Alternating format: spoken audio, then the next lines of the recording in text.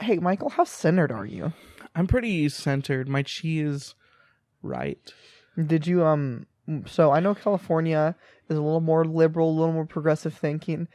Did you get really into that like art of making sure everything in your house is Feng shui. So all your chakras can get aligned? Um, What's your productivity like now that you're back? Well, I was on vacation. There were 4 children under the age of 4. 4 children, 3 and under. And we did the opposite of feng shui, where we tried to let the children place all toys that they had in any space that they felt was best. Not in their hand anymore? Just best. And it was kind of the opposite of feng shui. Like, I feel like the mood was actively affected negatively because there were just like landmines. Your whole time in California felt pretty hostile because of your kids? Yeah, it was my kids and other kids. Kids just throwing toys all willy-nilly all over the floor. And, you know, it didn't necessarily bother me, but there were a lot of women in that house that liked places to not be dirty. And when, we'll say, when things are spread and strewn all over the shop, and no matter what they do, the kids are faster, it's just a losing battle. And that just set the feng shui of the home. Would you say your productivity level was just a lot lower in since California? Coming back? Well, in California, my productivity level was 0. I took what they call a vacation, and short of helping my father-in-law install some lights, and trying to be better at the video game Fortnite, Is John wicked good at Fortnite? He's getting good. Ah, dang it. John's good at every video game, I think. Nobody had played, and we all started playing, and John got good, Blake got decent, and I got slightly better than I was, which is not good. And I got carried through a lot of matches. That's absolutely true. And so it was a good vacation, but like I said, I didn't accomplish anything, nor do I feel better right now. I feel tired, but I do feel like I'm ready to get back onto this grind and recording this amazing podcast. It's funny that you said dang it. I can't transition into my thing. Welcome to Life's What You Rate It, the podcast where we rate everything on a scale from 1 to 10. My name is Michael, and this is my brother, Mark. And we have a new camera. I don't know if you can tell. We should look better, I hope. Well, Michael, I think nobody argued that we were both perfect 10 out of 10s from the beginning. The video quality will be slightly better. Now you can tell how good looking we are. But if the video suddenly changes quality in the midway through, we lost battery, and we'll figure that out. Yeah. It's a work in progress. Anyway, yeah, we rate things on a scale from 1 to 10 and help you, really. We just help other people with knowing what's good and what's bad. And along the way, we try to make the world a better place. We've done that so far. This is one of our episodes in the 30s somewhere. This is one of them. And this is another one of those. And I just really want to talk about something that's been near and dear to my heart these last days of travel / while I was taking a nap. Can I take a guess? Go ahead. Is it sleep? No. I was going to say you can't rate sleep. We've already done it. We did do sleep? We did do sleep. What did we rate it? I believe... Go check our archives for us. It was a double-edged sword. I remember that. But we don't want to film the episode like this. What? How long did we go before it stopped? A while? I don't know, probably like 5 minutes? Okay, hold on. It said movie mode. How many movies do you know where they only film for 5 minutes at a time? Well, how many movies where they have a 5-minute straight shot? I would imagine that they still have like the whole back and forth and then cut it and then do it from another angle. I don't know. I've never filmed a movie. Do we stop it and mess with it, or just keep the flow going and just keep hit and go? We'll keep it and go. This will be funny. We can start a new saga on our podcast, and it is the saga of us figuring out how cameras work. The battery cell saga. Never mind. We don't reference that kind of stuff when we're talking to moms. What's up, moms? So first of all, we're going to have to get better about regrading our trains of thoughts. Before the thing you said, moms, did you miss us? We missed a week. Well, we didn't miss it. I guess we missed.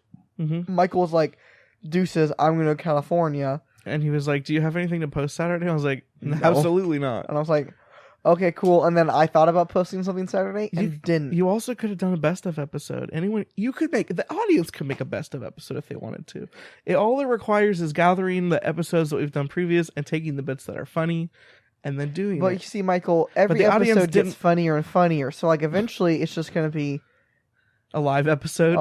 Like by the time we get to it'd be like, this is the best of episodes 32 to 60, and it's just freaking 60 hours almost. I want to talk about children's shows. Oh! And whether or not they're good or not. And I know that this kind of like encroaches a little bit onto some of your podcast called Tune In. Well, I think we talk about all ages shows, and the idea is cartoons that are good, but I think there is such thing as a child show. Yeah, these are children's shows. Like, as much as I like some your of kid, them aren't good and some of them are. I think your kid's very smart, Molly, and Charlie's smart too. I think they're both smart kids. I don't think Molly would get the complex story and questioning that is in Justice League Unlimited. Since Molly really struggles with the time passage of Simba growing up in that movie The Lion King, it's possible that maybe that won't work. I don't think she'd get some of the nuance of that show. There's a lot of children's shows. You want to know something that's a little bit crazy about children's shows? The call and response that's involved in a lot of them. Like, in a lot of children's shows, they're like, here's how you say egg in Spanish. Huevo. All right, you say egg now. Good job. Good job. Now you say huevo. Good. Is Molly at the age where she talks to the TV? Yeah, she does sometimes. It's really just a mood thing. Like sometimes if she's in a good mood, she'll talk to the TV, and if she's in a bad mood, she'll just watch it. But like, it's weirder than a laugh track, because a laugh track is like they pause, and then something for sure is getting inserted. Or like in real life, when they used to really record shows in front of a live studio audience and they had a laugh track, they were pausing for real laughs, even if they were signaled. They said something funny sometimes and people laughed. Yeah. This time, we're dealing with a scenario where they're just saying, repeat after me. Like, it'd be so, like, we'd be like, hey, y'all moms out there in the audience, hit the like button. Awesome, thanks. Also, you should copy paste this link and put it into your status and post this podcast. Have you not seen YouTubers do that though? Thanks. Yeah, they do. Sometimes. Oh yeah, go ahead and give this a share. I'll give you a second. They'll be like, "Hey, I'm not going to continue this until you subscribe to our channel on YouTube. Check it out. It's WackMatters." Thanks for being my new subscriber. Yeah, awesome. We'll celebrate, and we'll celebrate good times. Come on. Kids shows. So they do the weird call and response thing. Also, like, a lot of them are about encouraging imagination. There's shows that are about learning. And then there's weird shows. And so like, I'm gonna break some barriers here. I'm pro edutainment for children. I'm pro trying to sneak learning things into fun things if you can do it good and make it fun. Yeah, I played a significant number of video games that were just teaching me things when I was a kid, and I was fine with it. I knew, like, they weren't veiled. I wasn't like, ooh, I accidentally learned math because I was playing Reader Rabbit teaches math, which is weird.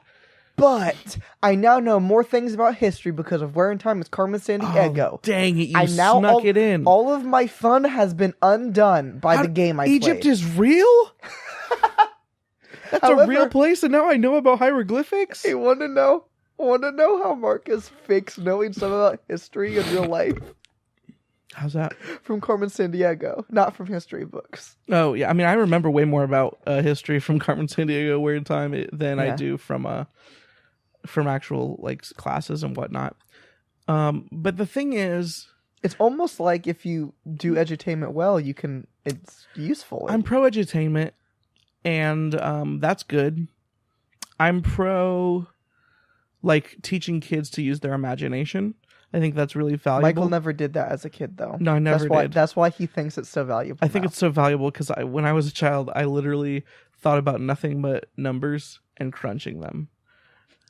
And I never thought about fun or happy times. No, I didn't have any real friends or imaginary friends. And we had to slip into a different universe, or he was going to turn into the actuary, the villain from that episode of Kim Possible. Well, okay, weird reference, but Deep cut, dude. But like I like children's shows that teach children things. I like children's shows that encourage imagination. This includes annoying TV shows like the TV show Barney, which I watched the first ever episode of the television show Barney and Friends again recently with my daughter. Give it a quick number rating. First ever Barney. Are we ready to get for its time, or for now, or for like children, or for me, or for what? Just what, like, yeah. So I guess if you're making a kid's show, you want it to be the best for kids. It's probably like a 7. I don't know. It's weird because let me tell you something about Barney and Friends that you may have forgotten. Let's say that this episode of Barney and Friends, because I can't remember the real song they learned, but you know the color song, the red, it's color of an apple, orange. You know that song? No. Heck darn you. What's the song you know from Barney? I love you. Okay, not that one. Clean up. Okay, clean yeah. up. Well, that's never mind. Let's say it's from Barney? Let's say it is from Barney, but let's say it's a song that doesn't have a dedicated place in the show. Oh. So, like, let's say there's the ABC. Oh, dude, there's one about not leaving the water on while you brush your teeth. Okay, I don't remember. I don't remember that, but let's say we're singing "Don't Leave the Water On While You Brush Your Teeth," and that's the song, right? Mm-hmm. So this is how the show goes, right? We have children playing. One of the children leaves water on when they brush their teeth. Their parent comes down and says, like, "Don't leave water on while you brush your teeth." And then Barney comes out, and he is an imaginative dinosaur. Yeah, because he's literally he's a stuffed animal. Well, if you listen to the song, it says Barney is a dinosaur from our imagination because he's not really a big talking, singing dinosaur. I hear my daughter. Did she like sneak down? She just. What's up? Okay, she has chaperone. Okay. But like, let's say that this parent comes and tells the child, don't leave the water on when you brush your teeth too long. And then Barney's like small and then becomes big from their imagination. And Barney says, "Hey kids," very Calvin and Hobbes-esque. Yeah, he's like, "Hey kids, let me sing a song about not brushing your teeth." So far, so good. They finish the song and the kids are like, "That was a great song. You know what I think we should do, Barney?" And Barney says, "What?" They say, "Sing it again." And I kid you not, the first episode of Barney had like 3 songs that they sang twice each. So like when you're a kid and you think about hearing the songs from Barney and over, it wasn't because every episode had some of the same songs, because they do that. Yeah, but also each episode has the same song multiple times, which I guess Daniel Tiger does, which is a more modern show. But Daniel Tiger's songs are 6 seconds long, not a minute. So it was weird when they just... sorry is the first step. And how can I help? So, like, what if I took the episode of Barney and then cut out all of the repetition? The show would be like 10 minutes long. But it was a 30-minute runtime. It's almost like if you took out our show and cut out all the not funny, it'd be like 10 minutes long. But I want to be like, are children just watching? Like, if children are just watching things... Do you think Molly doesn't notice? Well, I don't know if she does. Could we just, like, if I take a video and put it on Vine that just says the alphabet song, and then I handed my daughter the video that was just the alphabet song, but it's a loop like Vine or TikTok. Or like those 10-hour... How many loops does my daughter watch before she's done? And I think the answer is astoundingly high. Probably a lot. Yeah, that makes sense. I think the number is greater than 5. Yeah. They would watch the same song over 5 times in a row before they got bored. Even if it was a static image, I think. Not if it was a static not. image. Chunky needs visuals to keep it going, but my daughter might. But no, that's not true, because they don't like music videos on YouTube that are just static. They have to watch something. But if it was just me standing there, especially if I had like A, B, C, D props that I held up, I think they'd watch that video over and over. And I wonder why we have school teachers when we could just let them watch 30-second clips for 8 hours a day to teach them everything they need to know. As someone that's pro homeschooling, this seems like a win-win. So that's fair, like, especially at this age. Like, I understand school teachers, not even. Well, sure, because once you're like 10, you'd be like, "What is this bull? Yeah, you just What is this you're bullpucky? 10 years old, and they go multiplication tables, and then they sing a song where they explain how multiplication tables one work. is one. One times two is two. And then times, the next day like, you do the next thing, but you watch it for 8 hours straight. Like, yeah, they'd be like, no, I don't want to do school anymore. But listen, for 3-year-olds, I think it would work. yeah, we're like, I mean, Molly knows her ABCs now. Yeah, she does, kind of. I think she still thinks that some of those fast letters in the ABC song are the same letter, but yeah. She still thinks there's one letter of LMNO. Mm-hmm. I think it's actually for her. It's she thinks LM and NO are letters. LM, because she sings it LM NO P. So, but if you just showed her that video over, like if she didn't know him, you could show her that video every single day, and then she'd learn it. I guarantee you in like 2 days. Yeah, for sure. Thanks. Did it just automatically quit our recording again? This new camera's gonna be fun. All right, and managed to no scope it, dude.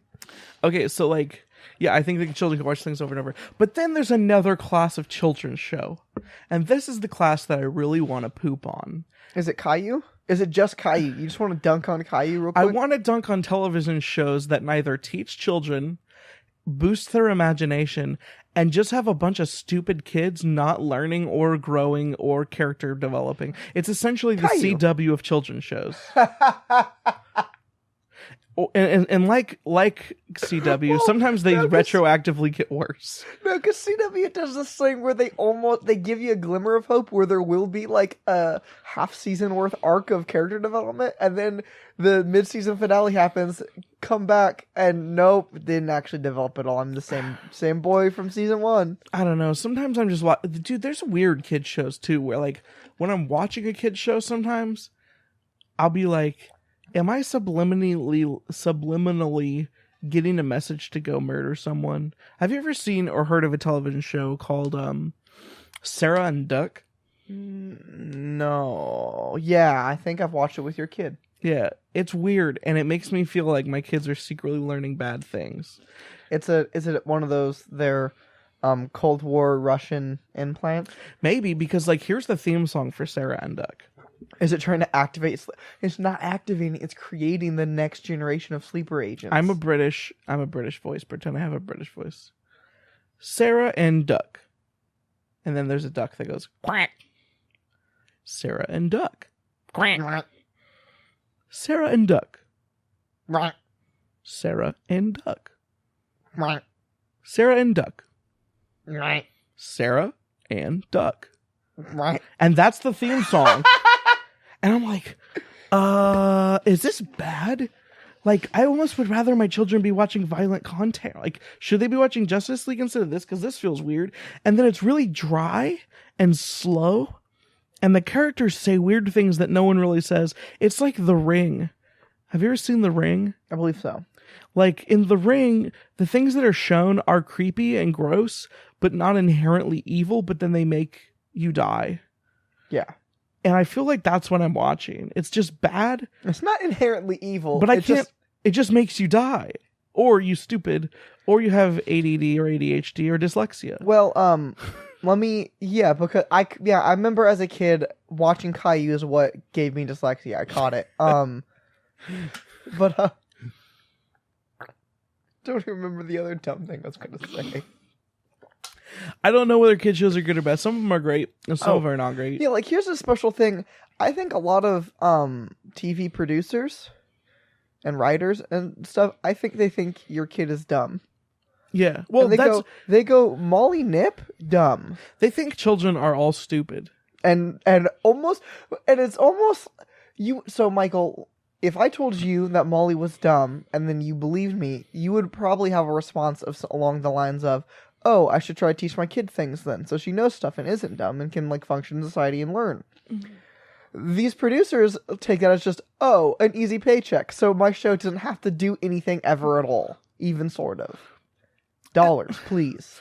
And like you have to show negative consequences for negative actions. If my children watch children behave badly and don't really get anything, like there's no negative consequences shown, then my children are just going to think that's cool. You know what happened in the car today? My wife and I went to Chick-fil-A with the children. Our Chick-fil-A receipt had a survey on it to get a free sandwich. This happens a lot. Dude, you can get a lot of free stuff from Chick-fil-A if you know how to game the system. Like a poor person.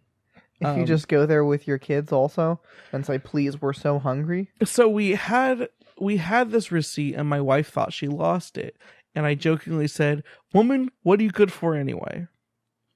And then we paused. And my daughter said, woman, what are you good for? And then I realized that my children were listening to me. Even when I was not doing things.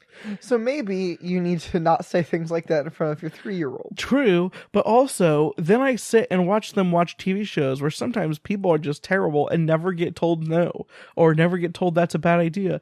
And like, yeah, sometimes she watches a show where a kid is a giant turd and then he gets in trouble and he's explained why it's bad. Sometimes they watch shows where kids are just terrible and nothing happens. And you're like, well, that's not very good, because then they don't know that that's not the thing to emulate. Molly goes, oh, it worked. You see, the kid got very upset, so they threw their tantrum, and then their parents gave them the thing that they wanted. So Molly goes, I gotta throw more tantrums, is what Molly thinks. My daughter thought she was getting Christmas presents from Santa Claus. I told her Santa Claus wasn't real. She said, no, Daddy, he is. He's bringing me presents. I said, no, I'm buying you presents for Christmas. Santa Claus is a fun story that we get to pretend around and like read books and watch stories for Christmas. She's like, no, Dad, Santa's real. And I don't know how to process that or deal with that, because I feel like most of the time the good parenting books are like, don't lie to your children, just tell them Santa's fake. But I did, and she doesn't believe me. She's 3. She goes, Dad, you liar. My child thinks Santa's real even though I told her no. AMA. Have you had to try to explain lying to Molly yet? Yeah. Has Molly tried to tell lies? Yeah, she has. It's a newer thing. Yeah. And you had to explain to her that she can't do that? Yeah. Is it hard for her to grasp the idea of sharing false information? A little bit, but she's also choosing to share the false information, so she has to be familiar with the concept. On some level. Yeah, like when she peed her pants, which, let's be fair, is a really easy thing to proof check. And we said, hey, did you pee your pants? And she says, no. But she says it like this. No. And you look at her and she's soaked in pee and she looks sad. You know the answer is probably yes. So then you get to teach her about lying, because she clearly chose to spread false information because she thought it would save her from getting in trouble. When in all actuality, she doesn't get in trouble if she has an accident, even though yeah, sometimes she probably should, because I don't think they're accidents. Listen, sometimes they can be. I'm not an idiot, but sometimes I don't think that's an accident, son. I think it's a defiance. Hey, Molly, do you have to go to the bathroom? No. And then she wheezes all over. Seconds later, it's everywhere. And Molly, are you sure you didn't have to go? You just whatever, dude. Children's shows, I'm gonna give them. And we didn't get to talk about Mr. Rogers and how it's good, and I like it. Okay, and I love Mr. Rogers. Go ahead. Mr. Rogers is very good, and I like it. And it was really cool because they did the thing where they would do like the How Stuff Works, where you put that VHS tape in the wall, and the TV showed like a factory putting together things. Remember that? No, I do remember the one where we talked about electronic cars, though. And the Land of Make Believe. And that's Daniel Tiger's Neighborhood. I also put that. I asked you guys about that, and remember, and that was really neat to me. Mr. Rogers. The Mr. Rogers universe. Mr. Rogers, 10 out of 10. Yes. As a person and as a television show. Kid shows in general, I feel like it's a 7, because it's really hit or miss. I guess they never miss, huh? Oh, I'm so glad you did it. I did it. You're young. Thank you. All right. What did you bring to rate this week? Michael, Yo. When I think of things that are maybe the best thing that you can do in life, period, I think of... What do you think of? Just take a guess. Well, I'm married. You guessed it, stunts. And so I was going to go with have someone make you food, but okay. No, stunts. So, I don't even know if you remember this, but when I was a kid, a new stunt technology got invented that could incorporate stunts in deer every single day. Are you saying that parkour was invented in the year 2004? No. Okay. It is what I like to refer to, and what the name of the thing is, Heelys. Ooh. This is the second time Heelys has come up in a discussion with me this week. Really? Yeah. So I saw somebody using Heelys the other day at Walmart. How old? They were a kid. Okay. Which made me sad because adult Marcus went, I kind of miss my Heelys. Uh-huh. Now, Michael, there's a lesser known thing that got added to the brand of Heelys. I don't know if you know about these. I don't remember exactly what they're called. They were called sketches or something. Okay. And they were like a plastic thing you could put on the like flat part of your foot or the arch of your foot, I guess. The ball, yeah. That was like slippy plastic that was supposed to be pretty firm for grinding, and you could do grinds on it. Nice. I think I did hear about that. So I remember being a kid and I got Heelys. I think Maddie got me Heelys. Okay. And it was the coolest thing because then going to like the store with Mom wasn't like, oh, I got to go to the commissary for 9 hours. It was, oh, it's Stunt City because it's Tony Hawk's Underground here. Yeah, it's Thug Pro 2. Yeah. So the commissary turned into Thug Pro 2, and Walmart was essentially, it wasn't as good because the floors are kind of dirty and sticky sometimes. So we'll say Grody. We'll say Pro Skater 5. Okay. That was the gnarly. But like, just the idea that, especially for a kid, like as a kid's like toy, it very much turned like all of these ideas or all of these things, and it was like it made you see life through a different perspective. Yeah, my whole idea was changed. Whereas now I was like, oh yeah, Mom, I want to go to the commissary with you because I'm going to go do all these stunts, and I never had the ability. I never gained the opportunity to like test out those sick grind clips for my shoes. I want to, and that at some point I guarantee you I'll buy adult Heelys because they do exist, and I'll buy those. They're grinds. hard to find. If I can find them, I don't know why I know this, but they are hard to find. I'll get all of these things, and we'll have a fun video we make with this camera after we figure it out about me trying to do all stunts and stuff. Why not me? We can both do it. Let me tell you something.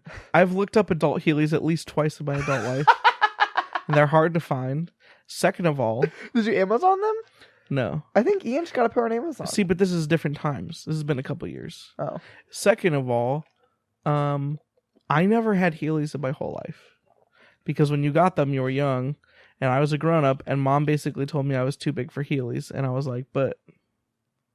And you said Mom stunts. No, I did... I did what Sum 41 told me never to do. And I became, what is that line?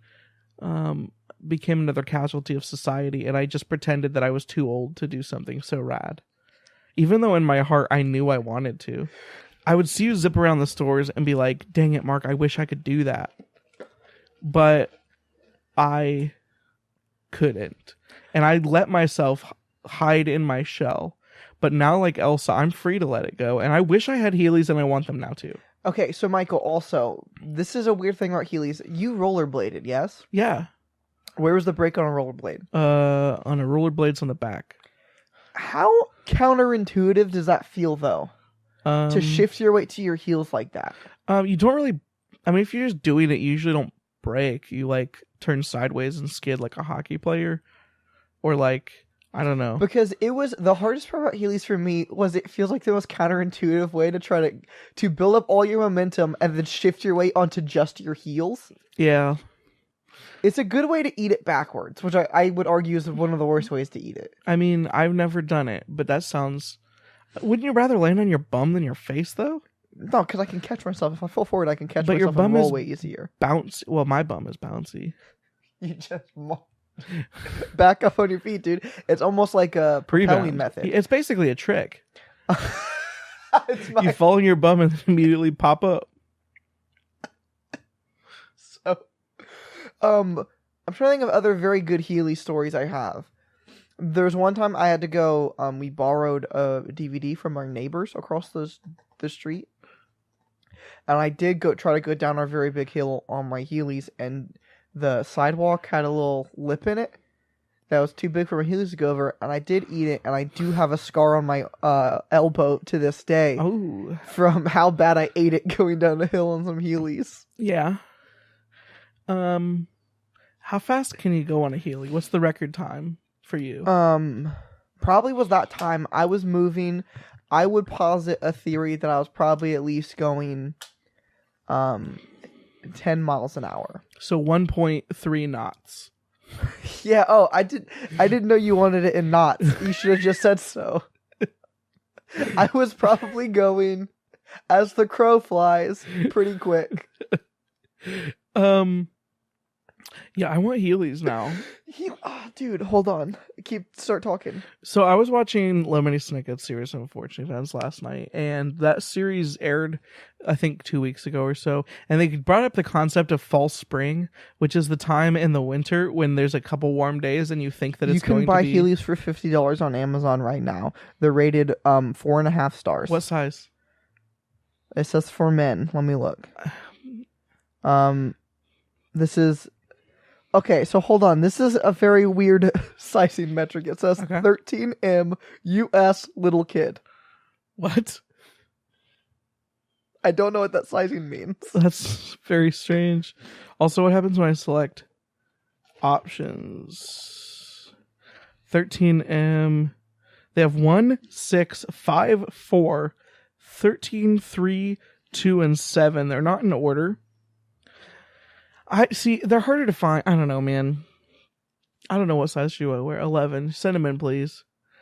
Yeah, if you can send them in. Also, if you are parents out there, finding Heelys for kids isn't that hard. Get your kids some Heelys. Like, especially, hey, if you are one of those moms like our mom who takes a while to shop, but you always want your kids to go with you because you like to spend time with your kids and stuff, like, get them some Heelys. So they just zip away. Yeah, I mean, they'll be at the store with you, but they will leave, yeah. What do you rate them? Because I'm feeling like something that gives you that kind of paradigm shift in your real life. Dude, no, Heelys are a 10 out of 10. See the possibility space that exists within the world. Heelys are a 10 out of 10, and I'll say why. They are transcendent. To this day, if I had the ability, if I owned Heelys, I would make sure anytime I went grocery shopping, I took my Heelys with me. Have you ever just been walking, and then like you just tip up your toes to try to slide down the road, and then you realize you're not Heelying, and then fall down? Yeah, all the time. I'm like, oh, I'm gonna go get in my car. I'll just jump out the front door and land on my heels and just kind of stop in my tracks. Where are the wheels on a Heely? On your heels. Really? Yeah, they're Heelys. Heel. I thought they were like in the ball. No, they're on your heel. That's why it's so counterintuitive to use them. How do you use them? You kick up. You get, and you. It's a good calf workout because you got to flex your calf the whole time. I don't have calves. I got them removed. I don't even have legs.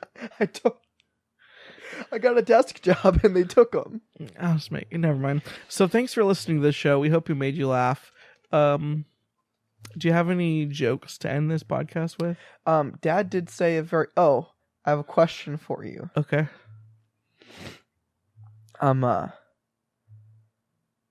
I don't remember how the joke goes, so I have a backup one. I have to ask Dad about it again. Okay. Hey, Michael, what do you do if a pumpkin falls down and hurts himself? What? You just use pumpkin patches. Okay. It wasn't cringy. It was just kind of a wet fart of a joke. I do wish I remembered Dad's. It was way better. Thanks for listening to the podcast that we produce here at WackMatters.com.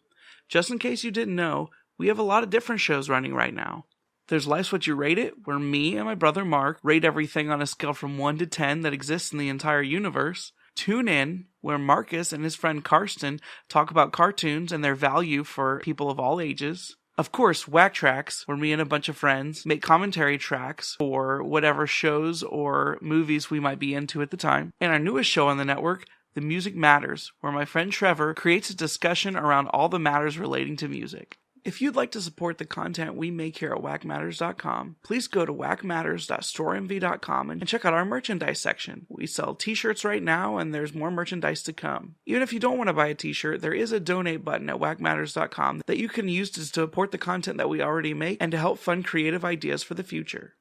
Additionally, this podcast is also brought to you by Audible.com. If you go to audibletrial.com/WackMatters, you can sign up for a free 30-day trial with Audible.com where you get to listen to a free audiobook of your choosing and can continue subscribing for an awesome audiobook content subscription. Remember, that's audibletrial.com/WackMatters. We love you all and hope you will continue checking out the content we make here at WackMatters.com. Have a great day.